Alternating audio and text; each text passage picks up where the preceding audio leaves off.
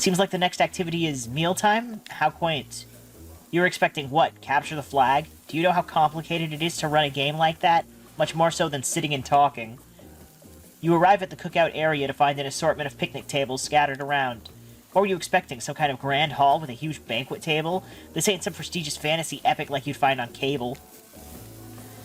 Dwight and Claudette usher you to your seat, but there's very limited seating directly around you.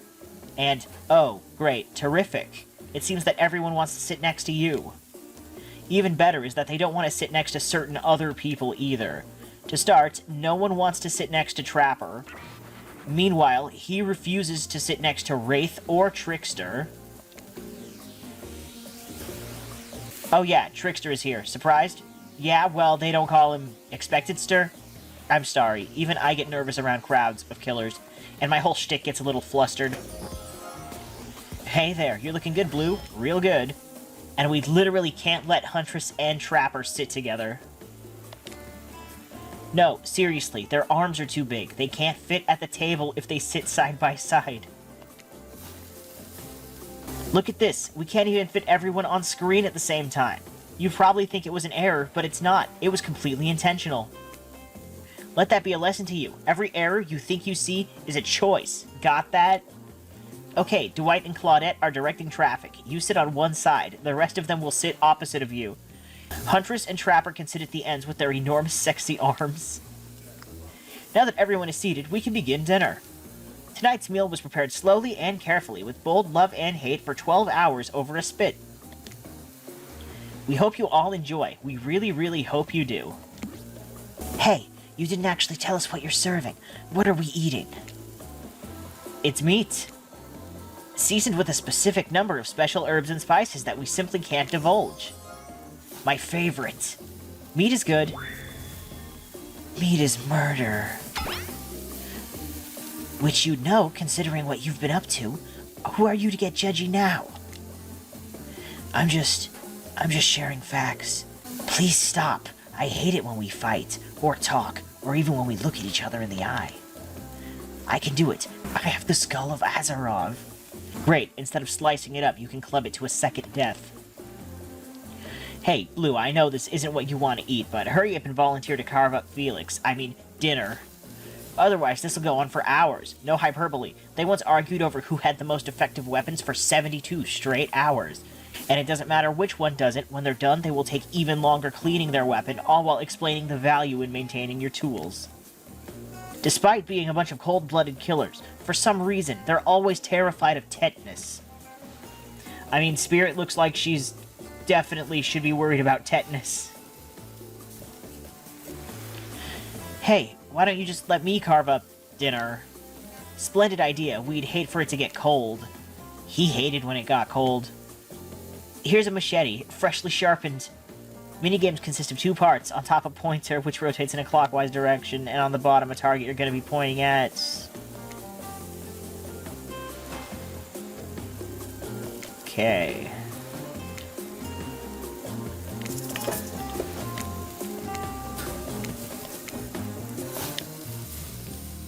You missed completely. Perfect. Not bad. Perfect. Damn it. You missed completely. That was pretty good. I'd like to see what you could do with a less clumsy weapon. Yeah, I said it. Machetes are dumb. Dinner is finally served. For real. The sounds, especially coming from the masked killers while they eat, which involves lifting their masks and shoving food up behind them, are nasty. Spirit, meanwhile, doesn't even eat. She's the only one who seems to be really embracing being dead. They're all dead, right? This is obviously hell? I mean... Come on, we're still trying to be mysterious here. You think mystery comes easy? Claudette and Dwight aren't the only ones who've been working their asses off to make this night perfect. Well, at least they're lifting their masks. This is only 99% as disgusting as it could be if they just tried to mash stuff through there. Spirit, why aren't you hungry? The 2 best things about being dead is not having to eat. That's only one thing. Think about it, Blue. Number 2 is, no, number 2. One less thing to think about in the afterlife. Even if I wanted to eat, I have no idea what would actually follow. You might have noticed, but I'm mostly just a bunch of dismembered body parts floating in a spectral form. Do you see how deep this cut on my abdomen is?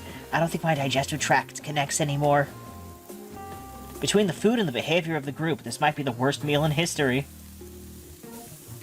But even worse is, they're staring at you. You're not eating. They don't like that. I think they want an explanation why. What do you want to tell them? This is gross. I'm sorry. Look at that seagull. I'm sorry. Actually, it's not the food or the company. I'm just super self-conscious how I look when I eat. I was pretending to be grossed out by dinner so I'd have an excuse not to chew in front of everyone.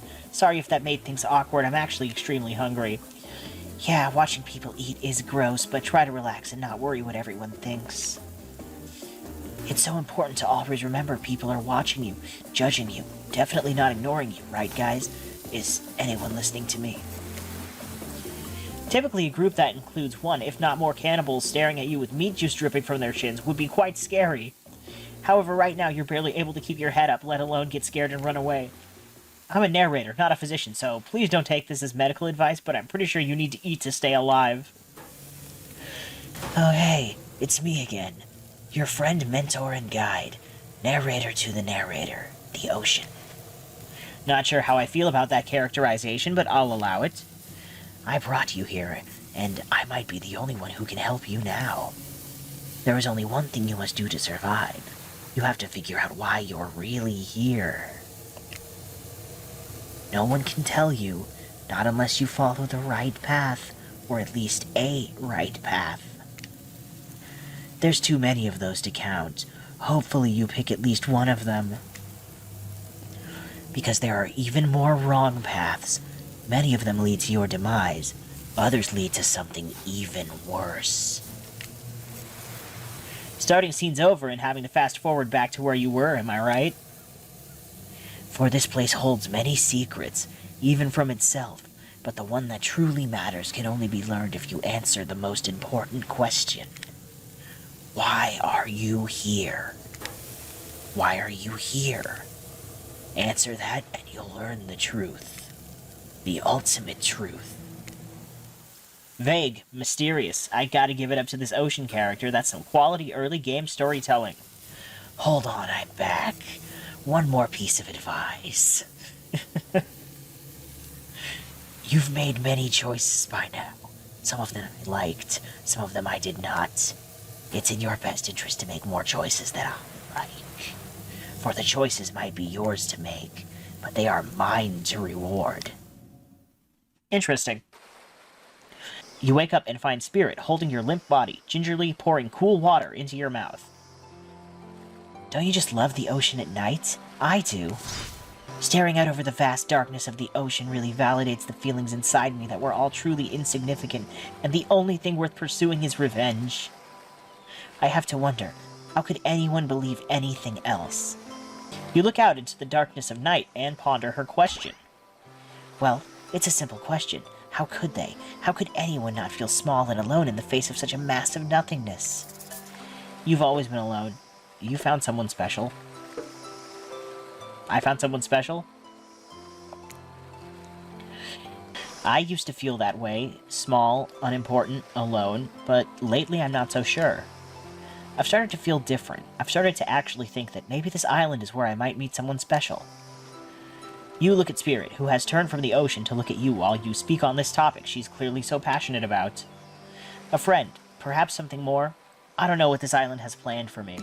Huh, a friend? Friends are just cowards who seek comfort in numbers. I had friends once, back before I was chopped into a bunch of pieces by my father. Friends aren't what's keeping me held together. I'm floating in a cloud of rage. Ugh, I was so dumb. So busy trying to please everyone and be the perfect student, the perfect employee, the perfect daughter. I didn't take care of myself, and now I'm all I've got. Worst of all, I got distracted from my true purpose, my destiny, the purpose that was sitting inside me my whole life. Okay, so this might sound a bit silly, but... Spirit looks around to see if there's anyone else on the beach. When she's convinced that it's only you two, she continues. There's a dragon that lives inside me. I've always known, but I've tried to ignore it. When I couldn't ignore it, I tried to push it down. I'm so stupid. You're not stupid, that sounds badass. Right? But I didn't let it out, and then I, chop, chop, and now that dragon is pretty much a one-track revenge beast. But enough about me. What's inside of you, stranger? Nothing but darkness. No dragon, just a lot of fire. Nothing but darkness. I'd kill to have a dragon. Maybe not the best choice of words. I mean, a dragon sounds awesome. Honestly, though, I don't feel like I've got anything inside me at all. Just darkness. Never-ending darkness. And here I thought Spirit was the biggest goth on the island until you arrived. Perhaps I could light a torch and search through that darkness. Just as things are really heating up, you hear a flurry of footsteps behind you and you quickly spin around, ready to fend off whatever new danger has popped up on this strange island. Only to find that it's Dwight and Claudette sprinting across the beach, clipboards in hand, which they are waving in the air above their heads. It's very important that we stick to the itinerary and attend each event as scheduled. Playing sick for flirt points was not a part of this evening's activities. That's strictly slotted in for after campfire story time. At this rate, we'll be late. Playing sick? No, no time for excuses. Well, there is, but that's scheduled for after what comes after the flirting. Go, go, go. Once everyone has gathered at the fire pit, Dwight and Claudette quickly make an announcement. But someone, and we're not going to say who, so don't worry, you hasn't been sticking to the schedule. That means that we're behind on time for evening activities, and we'll only have time for one person to share their special spooky nighttime story. Just one story, but story time is my favorite activity. This is a narrative-heavy experience. You're telling us that only one person gets to share? How will we decide who? Oh, great, we have to decide as a group? That never goes well. Whoever did this, step up now. I swear I won't be angry. I'll merely chop your head clean off. No fuss, no muss. Voice trembling, you realize this is probably it for you, but you embrace your fate. Sorry, everyone. I think they're talking about me. To be honest, I still don't understand how this whole schedule thing works. I guess I lost track of time while I was passed out. Been there before, even though it's taking some pressure off of me, which is an absolute dream come true. Is it really fair to pick on the newbie? Seriously, has anything ever happened on schedule, even once? Damn it, Donald, if you try to flex that authority gimmick one more time, so help me, I'll snap your head off so quick and then I'll drown you in his blood. Cynthia, Fuss, and Muss are back on. You two know I love to hack, slash, and slice. Who is Donald and Cynthia? We all know you love to kill, it's almost all you talk about. Nobody named any names. Who even knows any names? Not us. I renounce my name. Who's Donald? Who's Dwight? Who even knows anymore? Call me nobody. Nobody. His name box changed. But we still gotta get started on story time, so... Blue, who do you think should go? Ah, damn it, that's a name. Please pick somebody quickly so that this tropical vacation doesn't turn into a bloodbath. Spirit. I choose you, Spirit. Whoa, whoa. This entire experience is being carefully crafted to avoid an IP infringement lawsuit. Let's be careful with the catchphrases, will ya? Really? You want to hear from me? Spirit huffs and dramatically rolls her eyes as she gets to her feet in front of the campfire. Don't let her talk you out of it. She's great with ghost stories. I don't know where she gets it, but she comes up with the scariest stuff. Seriously disturbing, even to me, and I'd literally pulled the guy's skull and spine out once with my bare hands. Talk about bullshit stories. If everyone else is going to chit-chat, I guess I can just sit down, and... Huntress's eyes go red behind her mask, and both Trapper and Wraith take their seat. They know when it's worth fighting and when it's not. Ahem. Well, I hate to break it to you, but tonight's story isn't scary. It's a romance. Too late now, though. I was selected, and so I'm going to tell my story. I call it The Prisoner's Kiss. You notice that Huntress and Wraith are both sharing a giant tub of popcorn. Nobody offered you popcorn. It was a dark summer night. Warm rain seeped from the sky like blood from an old wound. Detective Hata, a celebrated investigator and renowned hostage negotiator, was called to the scene of a strange occurrence unlike anything she had ever seen before. When she arrived, the scene was chaotic. Crowds had begun to gather. A dozen other officers were doing everything they could to keep the curious onlookers away, but how could anyone resist wanting to know more? For there, in the middle of the busy market, had appeared a giant box, strange, alien in its appearance, and massive in size. No one knew how it got there. Was it delivered? Built on site? It's such a busy area, how could something like this just appear? A mystery. It was as if conjured by magic. But this was no illusion. The huge box was very real, and someone was trapped inside. Spirit pauses her story to look from face to face of each audience member. She has no expression, but you feel her vibrating with energy. She's in her element. "Help me," cried someone inside the box. It was a man, terrified, trapped, imprisoned, his voice trembling. But now, it was as if every detective in the city was there, looking at this strange structure up and down, inspecting it on every side. It didn't make sense. There were no doors, no windows, no fasteners or seams. It was completely solid, and much too heavy to move by hand.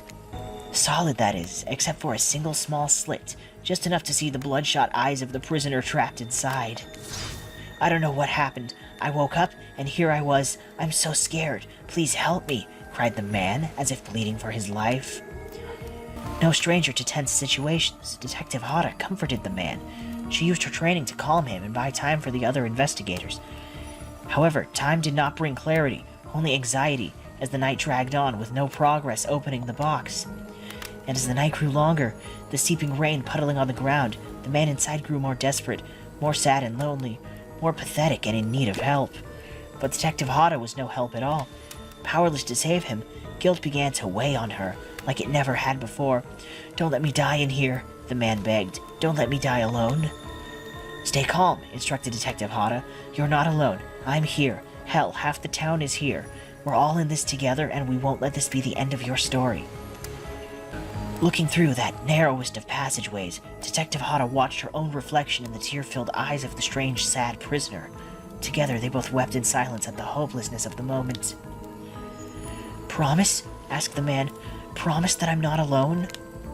"Yes," she promised. "I do." A simple pledge. She felt an instant connection like she had never felt before. Not to her family, not to her friends, not to any of the other hostages she had worked so hard to free before. And so when the man's eyes closed and backed away, it didn't scare Detective Hata, for she knew he would return, and he did, pressing his lips up to the narrow slit in the horrible puzzle box, repeating his question again, steam flowing from his mouth as he asked, "Promise? Promise that I'm not alone?" "Yes," she promised, "I do." And pressing her palms against the cold outside of the box, without truly knowing why, Detective Hata leaned forward and placed her own lips up to the opening, letting her breath creep into this strange structure, allowing her warm lips to fall on this man's. It was a gentle kiss, a moment of compassion. She could feel in this brief contact the beating of her heart pulsing through every inch of her body, matched beat for beat in its soft touch. "Thank you," said the man, no trace of fear remaining in his voice as he backed away into the darkness, disappearing in a single moment of eerie calmness. "Get back!" yelled an officer, suddenly thrusting himself between Detective Hata and the box, breaking a silence that would soon be filled by a cacophony of whirling gears and clicking latches, a symphony of mechanical activity happening all at once. Something had triggered, as if an unseen lever pulled, and the side of the giant box began to slide open. Detective Hata gripped her flashlight tightly and pushed forward into the foggy interior of the giant box. Her feet splashed in the puddled rainwater, her heart racing, as she swept her light from side to side. And that's when her eyes landed on the man, or at least landed on what should have been him. There, in the corner of the box, was a pile of pieces, like parts of a doll, almost pulled apart, or perhaps that's just how Detective Hata had to think of him in that moment to survive. A collection of segments, limbs, pieces, disconnected from one another, cleanly severed and placed in a neat little pile. And atop that pile, a head, cold, pale, eyes open, lips an icy blue. Spirit stares at the fire, her own expression lifeless, her lips blue. Tears fall from her chin and soak into the sand at her feet. You're blown away by the story, and it's safe to say you're not alone. Everyone else is looking into the fire or up at the sky, anywhere but its spirit. It was you who chose her, you who initiated this harrowing tale. So sad, so creepy, so sensual? Ugh. She really went into great detail when it came to describing that kiss. Too much detail, and now no one is sure how to act. Dwight and Claudette are staring daggers at you. You have to do something. This game was supposed to be a light-hearted romp. Please, I said do something. Say nothing, hug her. Cool story. Stand up and try to start one of those slow claps. Say nothing, hug her. Stand up and start one of those slow claps. You stand up and clap once, then after a beat, again, slowly building a dramatic group clap. Wraith stands next to you and claps. No one else does.